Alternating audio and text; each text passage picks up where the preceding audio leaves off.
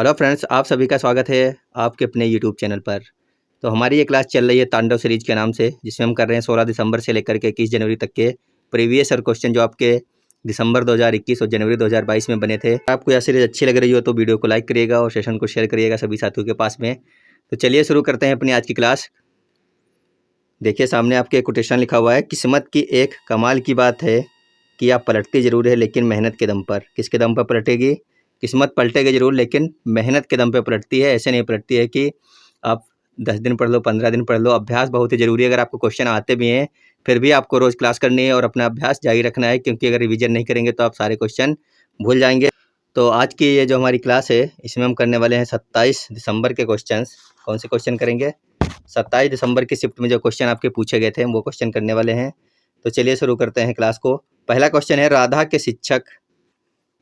के शिक्षक यह अवलोकन करते हैं कि राधा को श्याम पट पढ़ने में कठिनाई हो रही है। डॉक्टर सलाह देते हैं कि राधा को ऐसे खाद्य पदार्थों की मात्रा बढ़ाने की आवश्यकता है जिनमें निम्न पोषक तत्व प्रचुर मात्रा में हों। पहला ऑप्शन था विटामिन के, दूसरा ऑप्शन है विटामिन ए, तीसरा ऑप्शन है विटामिन सी और चौथा ऑप्शन है विटामिन डी। तो सभी लोग इसका आंसर करिए एक बार और बताइए कि अगर राधा को श्याम पट पर लिखा हुआ कुछ भी पढ़ने में कठिनाई हो रही है तो उसको डॉक्टर ने ऐसे खाद्य पदार्थ की मात्रा बढ़ाने की आवश्यकता दी होगी जिनके अंदर कौन से पोषक तत्व प्रचुर मात्रा में पाए गए होंगे। तो इस क्वेश्चन का सही ऑप्शन अगर आप लोगों ने 2 सेलेक्ट किया तो बिल्कुल सही होगा। विटामिन ए जो है इसमें सही आंसर था। क्या था? Vitamin A. तो ये क्वेश्चन आया कहाँ से था, लिया कहाँ से गया था? ये लिया गया था कक्षा 6 की साइंस की बुक से क्वेश्चन उठाया गया था। देखते हैं, ये देखिए, ये आपकी कक्षा 6 की साइंस की बुक में दिया हुआ है। विटामिन ए किस लिए होता है? छीणता दृष्टिहीनता भी व्यक्ति की नज़र कमज़ोर हो जाती है, उसको जो है विटामिन ए युक्त भोजन की मात्रा या फिर खाद्य पदार्थ की मात्रा बढ़ानी पड़ती है। कमज़ोर दृष्टि है, रात में कम दिखाई देना, कभी कभी पूरी तरह से दिखाई देना बंद हो जाना, ये सब किसके लक्षण हैं? विटामिन ए की कमी के लक्षण होते हैं। चलते हैं दूसरे क्वेश्चन पर। क्वेश्चन नंबर 2 है, कौन सा वन्यजीव संरक्षण क्षेत्र हंगुल मृग के संरक्षण के लिए प्रसिद्ध है? आंसर सभी को करना है और सभी लोग बताइए इसका। कौन सा वन्यजीव संरक्षण क्षेत्र हंगुल मृग के संरक्षण के लिए प्रसिद्ध है? आज की हमारी क्लास जो है ये 27 दिसंबर के जो क्वेश्चंस आपके पूछे गए थे उससे संबंधित है और सभी लोग इसके उत्तर देते चलिए साथ साथ में कमेंट में। क्वेश्चन नंबर 2 का जो सही आंसर होगा वो क्या हो जाएगा? सरिस्का हो जाएगा, दाचीग्राम हो जाएगा, जिम कार्बेट हो जाएगा या फिर रानीखेत हो जाएगा। तो आंसर दीजिए, इसका सही आंसर क्या है? हंगुल मृग जो है वो कहाँ पर पाया जाता है? तो सभी को पता होना चाहिए कि हंगुल मृग जो है वो हमारा Dachigam national park Jammu and Kashmir में जो है वहाँ पर पाया जाता है। तो इसका सही आंसर ऑप्शन नंबर 2 था। अगर आप लोगों ने ऑप्शन नंबर 2 किया है तो आपका सही हो गया होगा ऑप्शन नंबर 2 दाचीग्राम। क्वेश्चन आया था यहाँ से, देखिए, दाचीग्राम राष्ट्रीय उद्यान के तथ्य। दाचीग्राम भारत देश में जम्मू कश्मीर में श्रीनगर से 22 किलोमीटर की दूरी पर है। ये उद्यान की स्थापना 1981 में हुई थी। कब हुई थी? 1981 में इसकी स्थापना की गई थी दाचीग्राम राष्ट्रीय उद्यान की। यह उद्यान हंगुल या कश्मीरी हिरण के घर के तौर पर जाना जाता है। हंगुल या फिर कह लीजिए इसको, या फिर कश्मीरी हिरण कह लीजिए। ये देखिए आपके सामने हंगुल या फिर कश्मीरी हिरण खड़ा हुआ है। तो इसका सही आंसर हो जाएगा ऑप्शन नंबर 2 दाचीग्राम। चलते हैं क्वेश्चन नंबर 3 पर। क्वेश्चन नंबर 3 है, संपूर्ण विश्व में शुरू होने वाली ओजोन परत का संरक्षण एक महत्वपूर्ण पर्यावरण संबंधित पहले ओजोन परत का संरक्षण किस कारण प्रारंभ हुआ? इसका चुनाव कीजिए। तो आप लोगों को इसमें यह बताना है कि ओजोन परत का जो संरक्षण है वो किस कारण प्रारंभ हुआ था, इसका चुनाव करना था। पहला ऑप्शन है रामसर सम्मेलन, दूसरा ऑप्शन है मॉन्ट्रियल प्रोटोकॉल, तीसरा ऑप्शन है क्योटो प्रोटोकॉल और चौथा ऑप्शन है डरबन समिट या फिर डरबन शिखर सम्मेलन। तो इन चारों में से कौन सा ऑप्शन सही हो जाएगा आप लोगों को यह बताना था इस क्वेश्चन में। तो इसका जो ऑप्शन नंबर 2 है बिल्कुल सही होगा। क्या होगा? मॉन्ट्रियल प्रोटोकॉल जो है ये बिल्कुल सही आंसर है, मॉन्ट्रियल प्रोटोकॉल। चलते हैं क्वेश्चन नंबर, देखते हैं आया कहाँ से था। ये कक्षा 6 की जियोग्राफी की बुक से आया था। क्वेश्चन कहाँ से आया था? कक्षा 6 की जियोग्राफी की जो बुक है वहाँ से लिया गया था। देखिए, ओजोन अवक्षय के हानिकारक प्रभाव को देखते हुए सन 1987 में मॉन्ट्रियल जो कनाडा में स्थित है एक अंतर्राष्ट्रीय संधि पर हस्ताक्षर हुए जिसे मॉन्ट्रियल प्रोटोकॉल कहा जाता है। क्या कहा जाता है? मॉन्ट्रियल प्रोटोकॉल कहा जाता है, जो कि 1987 में हुआ था। कहाँ पर? कनाडा में स्थित है मॉन्ट्रियल। संधि 1989 से प्रभावी हुई। कब से? 1987 में ये हुआ था और ये संधि जो है 1989 से प्रभावी हुई थी। तो आप लोग इसको याद रखना है। इसका जो सही आंसर था वो ऑप्शन नंबर 2 था। अब देखते हैं क्वेश्चन नंबर 4। अगला क्वेश्चन है, क्वेश्चन नंबर 4 है, वह पक्षी जो दिल्ली में सामान्य रूप से दिखाई देता था परंतु अब इस चिड़िया के बारे में जागरूकता बढ़ाने हेतु एक विशेष दिन मनाया जाता है क्योंकि शहरीकरण के कारण यह दुर्लभ हो गई है। वह चिड़िया है, मोर है, कोयल है, तोता है या फिर गौरैया है। सभी लोग इसका आंसर कीजिए और बताइए कि आप क्या, अगर आपने 27 तारीख में एग्ज़ाम दिया था सीटेट का किसी भी भाई ने, तो ये क्वेश्चन आए थे या फिर नहीं आए थे। 27 दिसंबर को अगर आए थे तो आपके कितने क्वेश्चन सही हुए थे आंसर की से। तो जल्दी जल्दी सभी लोग इसका आंसर कर लीजिए, फिर देखते हैं क्या होगा इसका सही आंसर। अगर आप लोगों ने इसका ऑप्शन नंबर 4 सेलेक्ट किया तो बिल्कुल सही होगा। क्या हो जाएगा? गौरैया इसका सही आंसर है। देखते हैं कहाँ से क्वेश्चन आया था। ये क्वेश्चन आया था आपके एनसीईआरटी की बुक से। लिखा है, विश्व गौरैया दिवस को गौरैया के प्रति जागरूकता बढ़ाने के उद्देश्य से मनाया जाता है। इसके अलावा यह शहरी वातावरण में रहने वाले आम पक्षियों के प्रति जागरूकता लाने हेतु भी मनाया जाता है। इसे हर साल 20 मार्च के दिन मनाया जाता है। विश्व गौरैया दिवस 20 मार्च के दिन मनाया जाता है।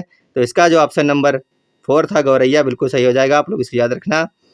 अगर क्लास अच्छी लग रही हो तो वीडियो को एक बार शेयर कर दीजिए अपने अपने व्हाट्सएप ग्रुप के ऊपर और लाइक कर लीजिए। पूरी क्लास आपको देखनी है क्योंकि सारे के सारे क्वेश्चन यहीं से आपके बनते हैं। बार बार देखिए रिपीटेड कितने क्वेश्चन आ रहे हैं। तो फिर अगर आपको इस बार सीटेट पास करना है तो इस क्लास को पूरी की पूरी, जब तक ये सीरीज चलेगी, सारी की सारी क्लास देखनी है। अगर अभी तक चैनल को सब्सक्राइब नहीं किया तो जरूर कर लीजिए क्योंकि ऐसे आपके पास नोटिफिकेशन नहीं पहुँचेगी तो आपके कई सारे पेपर जो हैं वो मिस हो सकते हैं। तो देखते हैं अगला क्वेश्चन। क्वेश्चन नंबर 5 है, निम्न में से किन स्थानों पर आप नावों का उपयोग यातायात के साधन के रूप में देख सकते हैं? आपको बताना है। जो 4 ऑप्शन दिए गए हैं नीचे, इनमें से आप कौन से स्थानों पर यातायात के रूप में नावों का उपयोग करते हैं या फिर उपयोग के रूप में देख सकते हैं? पहला है लद्दाख एवं कारगिल, दूसरा है कश्मीर एवं केरल, तीसरा है सिक्किम एवं दार्जिलिंग, चौथा ऑप्शन है दिल्ली एवं मिजोरम। क्वेश्चन आया था आपकी एनसीईआरटी बुक से। देखते हैं कहाँ से आया था। क्वेश्चन आया था यहाँ से, ये देखिए क्वेश्चन नंबर 5 जो है वो एवीएस कक्षा 5 की बुक से आया था। एक एवीएस की कक्षा 5 की बुक में दिया है। लिखा है, मैं अपनी नानी के घर केरल गई थी। कहाँ गई थी? केरल। वे जहाँ रहती हैं आसपास पानी ही पानी है। उनके घर जाने के लिए घूम कर जाते हैं तो स्टेशन से बस या फिर कार से ले जाते थे, पर हम सीधे नाव में गए। कुछ अजीब सा पर अच्छा लगा। कह रही है लड़की कि अगर उनके घर हम घूम के जाएंगे तो बस से जाएंगे या फिर कार से जाएंगे, लेकिन हम सीधे गए तो कहाँ से गए? नाव में गए। तो ये लड़की कहाँ गई थी? केरल गई थी अपनी नानी के घर। तो इसका सही आंसर क्या हो जाएगा? कश्मीर एवं केरल, यानी ऑप्शन नंबर 2 जो है बिल्कुल सही आंसर हो जाएगा इसका, कश्मीर एवं केरल। चलते हैं अगले क्वेश्चन पर। क्वेश्चन है, निम्न में से कौन सा एक कीट भक्षी पौधा नहीं है? पूछा गया है। डायोनिया, नेपेंथस, एजिरेटम या फिर संड्यू। इन चारों में से कौन सा एक पौधा है जो कि कीट भक्षी नहीं है? क्लास अच्छी लग रही है तो सेशन को शेयर करते चलिए, वीडियो को लाइक करते चलिए और चैनल को सब्सक्राइब नहीं किया तो जरूर सब्सक्राइब कर लीजिए। पूरी क्लास देखनी है। बहुत सारे अच्छे अच्छे क्वेश्चन आए हैं जो कि नए क्वेश्चन उठाए गए थे 27 दिसंबर को। तो इस क्वेश्चन का हम आंसर दे सकते हैं बिल्कुल आराम से, क्योंकि डायोनिया, नेपेंथस और संड्यू जो है ये सब मांसाहारी या फिर कीट भक्षी पौधा हैं, जबकि एजिरेटम जो है ये कीट भक्षी पौधा नहीं है, बल्कि ये क्या है? ये एक पुष्प होता है। तो इसका ऑप्शन नंबर 3 अगर आप लोगों ने किया होगा तो आपका सही आंसर हो गया होगा। देखिए क्वेश्चन आया था यहाँ से आपका, ये लिखा है नेफेंथिस। क्या लिखा है? नेफेंथीज कीट हारी पौधा है या इंडोनेशिया और भारत के मेघालय में पाया जाता है। इसको याद रखना। जो पौधा है नेफेंथिस ये कहाँ? भारत में मेघालय में पाया जाता है। ये बहुत बार क्वेश्चन बनता है कि नेफेंथिस भारत में कहाँ पाया जाता है, तो पूर्वी राज्य है मेघालय, वहाँ पर पाया जाता है। ये बहुत इंपॉर्टेंट है। और इसके बाद में लिखा है यूट्राकलिया, डोरा और वेनस फ्लाइट्रिपिस कीट भक्षी या फिर कीटहारी पौधे होते हैं। तो इनमें से जो नहीं था वो था एजिरेटम, जो था ये पौधा नहीं था कीट भक्षी। बाकी ये 3 थे। ये जो है पुष्प होता है एजिरेटम। चलते हैं अगले क्वेश्चन पर। क्वेश्चन नंबर 7 है, रानी को एक कपड़े का टुकड़ा प्राप्त होता है जो कि पहला जो है वो है बहुत मजबूत और चटक रंग का है। दूसरा ऑप्शन है अधिक छिद्रयुक्त नहीं है। तीसरा ऑप्शन है जलने पर गंध उत्पन्न करता है। चौथा ऑप्शन है सभी जगह उपलब्ध है तथा इसके बहुत से उपयोग हैं। पांचवा ऑप्शन है उच्च तापमान में नहीं पहना जा सकता। तो आपको बताना है कि रानी को जो कपड़े का टुकड़ा प्राप्त हुआ है वह निम्न में से कौन सा है? रेशम का हो सकता है या फिर पॉलिस्टर का है, सूती है या फिर रेयान है। तो इन चारों ऑप्शनों में से आपको बताना है कि ये जो कपड़े का टुकड़ा है वो किस चीज़ का बना हुआ है। इसका आंसर कर दीजिए एक बार सभी लोग। क्वेश्चन नंबर 7 का ये क्वेश्चन आपकी कक्षा 6 से पूछा गया था। देखिए लिखा है, वस्त्र सामग्री अथवा वस्त्रों में विविधता होती है, जैसे सूती, रेशमी, ऊनी और पॉलिस्टर। यदि ये सूती तंतु हैं तो ये जल जाते हैं परंतु सिकुड़ते अथवा पिघलते नहीं हैं। जलते तंतुओं से कागज़ के जलने जैसी गंध आती है। रेशमी तंतु ज्वाला से दूर सिकुड़ता है और जल जाता है परंतु पिघलता नहीं, इससे जले मांस जैसी गंध आती है। ऊनी तंतु भी सिकुड़ता है और जल जाता है परंतु पिघलता नहीं है, इससे जलते पालों की जैसी तीव्र गंध आती है। संश्लिष्ट तंतु सिकुड़ते हैं और जल जाते हैं, ये पिघलते भी हैं तथा जलते प्लास्टिक जैसी गंध देते हैं। तो इसका जो है ये देखिए कैसी गंध देते हैं, प्लास्टिक जैसी जो है ये गंध देते हैं। तो इसमें भी लिखा है कि जलने पर गंध उत्पन्न करते हैं, सभी जगह उपलब्ध है तथा इसके बहुत से उपयोग हैं। इसका जो है ऑप्शन नंबर 2 हो जाएगा, क्या हो जाएगा, पॉलिस्टर हो जाएगा। अगर आप लोगों ने किया है तो बिल्कुल सही होगा। ये सारी की सारी पहचान किसकी है, पॉलिस्टर की हैं। उच्च तापमान में हम पॉलिस्टर का कपड़ा नहीं पहन सकते, जबकि रेशम का, सूती और रेयान का कपड़ा हम पहनते हैं, गर्मियों में भी उपयोग में ले सकते हैं, लेकिन पॉलिस्टर का कपड़ा हम नहीं पहनते हैं। और यह हर जगह आसानी से उपलब्ध भी हो जाता है। पॉलिस्टर का जो कपड़ा होता है इसके जलाने पर काफ़ी गंध हमें आती है और इसमें छिद्र बहुत ही कम होते हैं पॉलिस्टर के कपड़े में। चलिए देखते हैं अगला क्वेश्चन। क्वेश्चन नंबर जो 8 था वो कहाँ से बना था और क्या था। यह है क्वेश्चन नंबर 8। आप लोग इसको पढ़िए और इसका आंसर कीजिए सभी लोग। यदि भिन्न प्रजाति के दो जीव संपर्क में एक साथ आते हैं और इस संबंध में एक जीव को फायदा होता है तथा दूसरे जीव को नुकसान होता है तो ऐसे संबंध को कहते हैं परजीवता कहते हैं, सहजीवता कहते हैं, सोहपकारिता कहते हैं या फिर सहमजिता कहते हैं। बताइए क्या कहते हैं। जहाँ पर दो जीव हों और एक जीव को लाभ हो रहा हो दूसरे को हानि हो रहा हो तो उसको हम कहते हैं परजीविता। क्या कहते हैं, परजीवी कहते हैं। मान लीजिए ये देखिए यहाँ पर वे जीव जो किसी अन्य जीव पर आश्रित भोजन अथवा आवास होते हैं परजीवी होते हैं, परजीवी कहलाते हैं। जैसे कि जोंक, जोंक का काम क्या होता है, ये देखिए भैंस है पानी के अंदर, ठीक, इसको एक जोंक लग गई, जब ये पानी के अंदर घुसी इसके पैर के ऊपर चिपक गई, जोंक ने इसका खून पी लिया, लेकिन भैंस को क्या फ़ायदा हुआ, कुछ भी नहीं हुआ। और जो उसके बाद में जो ये दिया है सहजीविता, इसका काम क्या होता है, ये किस प्रकार से काम करता है। ये देखिए एक बगुला बैठा है भैंस के पीठ के ऊपर। बगुले का काम होता है कि जो भैंस के पीठ में या फिर शरीर में जो कीड़े होते हैं उनको खाता है। तो बगुले का फ़ायदा होता है कि उसको खाना मिलता है। भैंस का क्या फ़ायदा होता है, उसके शरीर के कीट निकल जाते हैं। इसको कहते हैं सहजीविता। और परजीविता का मतलब होता है सिर्फ एक ही व्यक्ति का जो फ़ायदा होता है, व्यक्ति विशेष का, उसको कहते हैं परजीवी। तो चलते हैं अगले क्वेश्चन पर। क्वेश्चन नंबर 9 है, निम्न में से कौन सी ग्रीन हाउस गैस नहीं है। पहला ऑप्शन था मीथेन, दूसरा कार्बन डाइऑक्साइड, तीसरा है सल्फर डाइऑक्साइड, चौथा ऑप्शन है कार्बन मोनोऑक्साइड। तो इन चारों में से जो ग्रीन हाउस गैस नहीं है वह कौन सी हो जाएगी। तो हमने मीथेन पढ़ा है, कार्बन डाइऑक्साइड पढ़ा है, कार्बन मोनोऑक्साइड भी पढ़ा है, लेकिन कभी सल्फर डाइऑक्साइड आपको नहीं पता चला होगा ग्रीन हाउस गैस में आती है।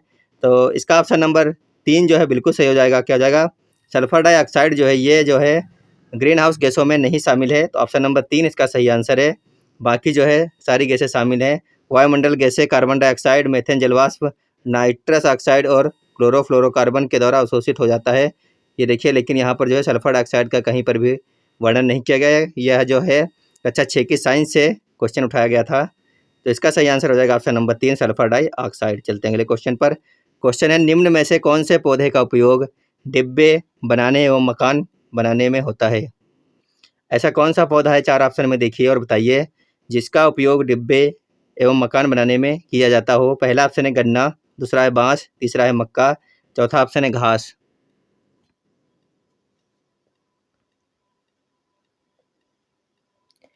यह सीरीज आपके लिए बहुत ज़्यादा फायदेमंद रहने वाली है।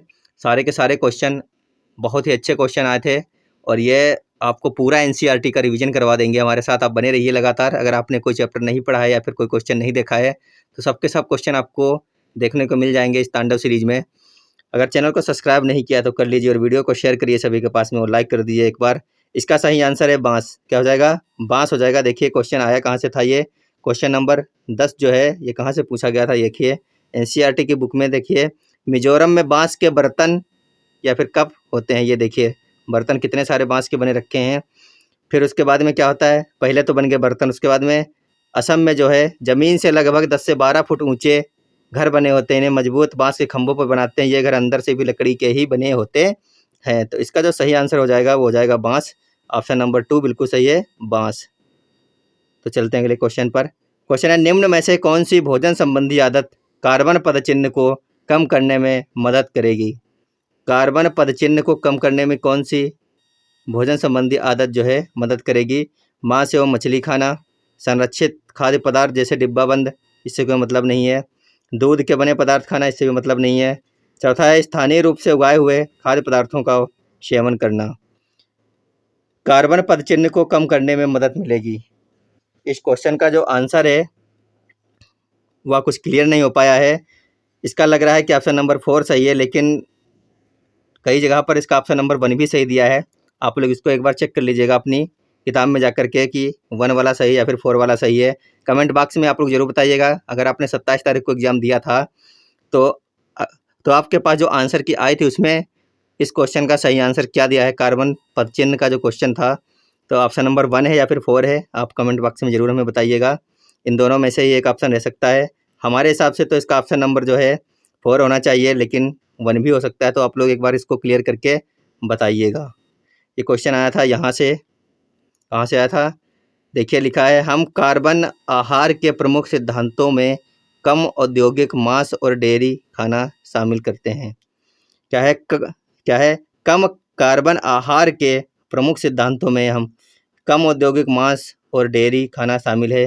तो इसीलिए हम कह रहे हैं कि इसका जो है ऑप्शन नंबर 1 भी हो सकता है, लेकिन हमारे हिसाब से तो इसका ऑप्शन नंबर 4 है। फिलहाल आप लोग इसको देख लीजिएगा अपने आंसर की में कि आपका क्या आंसर दिया गया था एनसीईआरटी की तरफ से। अगला क्वेश्चन है कर्क रेखा निम्न में से किन भारतीय राज्यों से होकर के गुजरती है। क्वेश्चन काफ़ी इंपॉर्टेंट है, आज कम से कम चौथी बार रिपीट हुआ है क्वेश्चन। कर्क रेखा भारत के किस राज्य से होकर के गुजरती है। तो सारे राज्य दिए गए यहाँ पर हैं कि किन किन राज्यों से होकर गुजरती है। आप लोग एक बार पढ़िए और आंसर दे दीजिए। अब तक आप लोगों को रट लेना चाहिए था कि कर्क रेखा किन किन राज्यों से होकर के गुजरती है। फिर हम देखते हैं कि कहाँ कहाँ से गुजरती है। पहले आप लोग इसका आंसर कर लीजिए एक बार क्वेश्चन नंबर 12 का।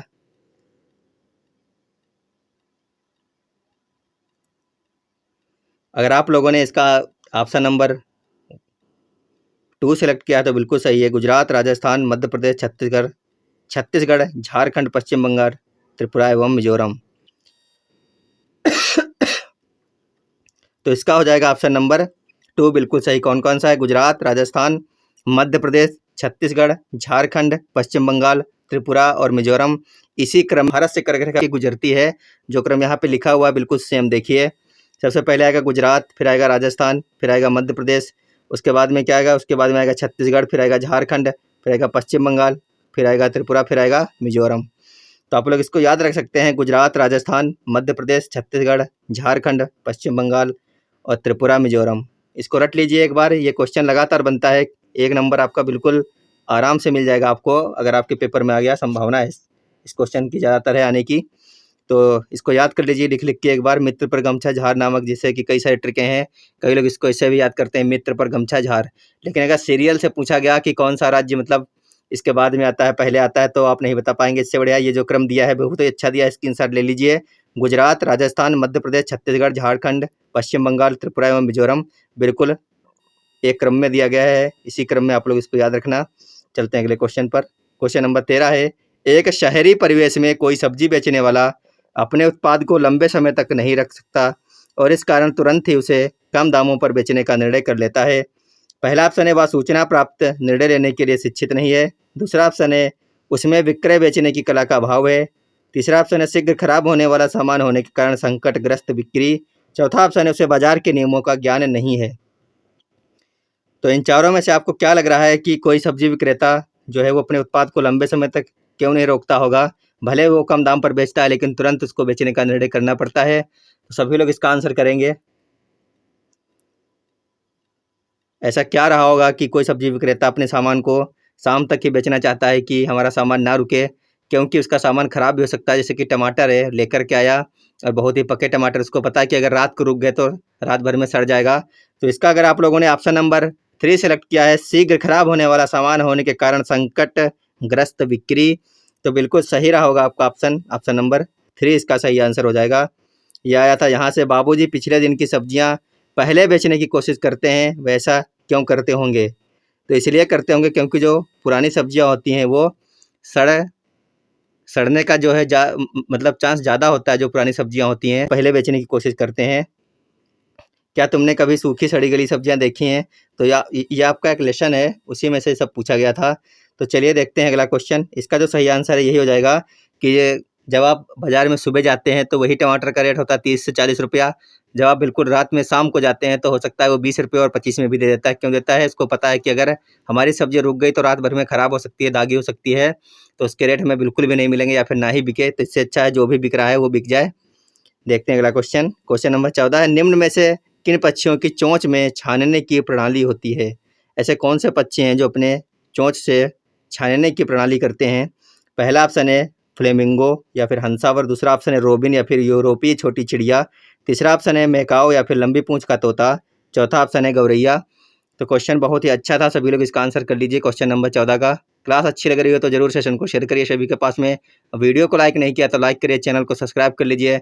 सारी शिफ्टें आपको लगातार हमारी तांडव सीरीज के अंतर्गत दी जा रही हैं। जितने भी क्वेश्चन पूछे गए थे इंपॉर्टेंट ईवीएस की किताब से सारे के सारे क्वेश्चन हम आपको करवा रहे हैं। आपका रिवीजन और आपका रिवीजन सुपर फास्ट तरीके से हो रहा है। यहाँ पर है आपको कितना आता है कितना नहीं आता है, अभी तक आपने कौन से चैप्टरों को छोड़ रखा है, सब कुछ आपको पढ़ना है। इस क्वेश्चन का अगर आप लोगों ने ऑप्शन नंबर 1 दिया है तो बिल्कुल सही होगा। इसका हो जाएगा फ्लेमिंगो हंसावर। इसकी जो चोंच होती है क्या होती है? फिल्टर कर लेती है। तो अगर आप लोगों ने भी ऑप्शन नंबर 1 किया था तो आपका ये आंसर हो गया होगा सही। लिखा है कुछ पक्षी पिंटल बतख या फिर कर्लियो फ्लेमिंगो, ये लिखा है देखिए। तो ये सब कैसे होते हैं? ये सब जो है फिल्ट्रेशन करते हैं। तो इसका जो ऑप्शन नंबर 1 था बिल्कुल सही था। देखते हैं अगला क्वेश्चन। क्वेश्चन है, उस जोड़े की पहचान कीजिए जो कीड़ों के लार्वा के उदाहरण हैं। ये 4 ऑप्शन आपको दिए गए हैं, इल्ली एवं भृंग, सुंडी एवं मक्खियाँ, भृंग एवं मक्खियाँ, सुंडी एवं इल्ली। इन चारों में ऑप्शन में आप देख कर ये बताइए कि वो कौन से कीड़े हैं जो लार्वा के उदाहरण हैं। ऐसे कौन से इसमें से जोड़े हैं जो कीड़ों के लार्वा के उदाहरण होंगे? सभी लोग इसका आंसर कर दीजिए एक बार। आज का अंतिम क्वेश्चन है। 27 तारीख की हमारी शिफ्ट थी, 27 दिसंबर को जो पेपर आया था वो हम क्वेश्चन आपको करवा रहे थे आज की शिफ्ट में। आप बताना कि आपके 15 में से कितने क्वेश्चन सही निकले हैं। शिफ्ट काफ़ी अच्छी थी, अच्छे अच्छे क्वेश्चन पूछे गए थे, बहुत ही कठिन भी नहीं थे, बहुत ही आसान भी नहीं थे। तो इसका सही आंसर हो जाएगा ऑप्शन नंबर क्या हो जाएगा? 4 हो जाएगा। यह आपकी साइंस के बुक से क्वेश्चन उठाया गया था। देखिए ये लिखा है रेशम कीट का जीवन चक्र। लिखा है मादा रेशम कीट अंडे देती है जिनमें लार्वा निकलते हैं। क्या निकलते हैं? लार्वा निकलते हैं, जो कि कैटरपिलर या फिर इल्ली या फिर रेशम कीट कहलाते हैं। क्या कहलाते हैं? इल्ली या फिर कैटरपिलर कहलाते हैं। तो इसका हो जाएगा ऑप्शन नंबर 4। क्या होगा? सुंडी एवं इल्ली। ये हो गया इसका सही आंसर। इल्ली एक जगह और दिया है ये, लेकिन ये जो भृंग दिया है, भृंग क्या होता है? भृंग जो है कीट होता है, ना कि लार्वा होता है, इसीलिए ये नहीं होगा। इसका ऑप्शन नंबर 4 हो जाएगा। सुंडी जो है वो एक लार्वा होता है। कैसा होता है? लकड़ी जो होती है उसके अंदर जो बड़े बड़े से गड्ढे से बने रहते हैं, देखना कभी कीड़ा निकलता है वाइट वाइट सा, बिल्कुल गोल सा बना रहता है, वो होता है कीड़े का लार्वा। तो उसी को बोलते हैं सुंडी। तो इसका अगर आप लोगों ने ऑप्शन नंबर 4 सेलेक्ट किया था तो बिल्कुल सही हो गया होगा आपका ये आंसर। तो आज की हमारी क्लास यहीं पर होती है समाप्त। आप बताना कमेंट बॉक्स में कि आज की हमारी आपको यह क्लास कैसी लगी, जो कि हमारी प्रीवियस ईयर क्वेश्चनों पर आधारित क्लास चल रही है, सीरीज चल रही है तांडव सीरीज। अगर सीरीज अच्छी लग रही हो तो सारी की सारी क्लासें आपको देखनी है और अपने साथियों के पास में जरूर शेयर करना है वीडियो को। अभी के लिए धन्यवाद। स्वस्थ रहिए, मस्त रहिए और अपनी तैयारी जारी रखिए। धन्यवाद, बाय बाय।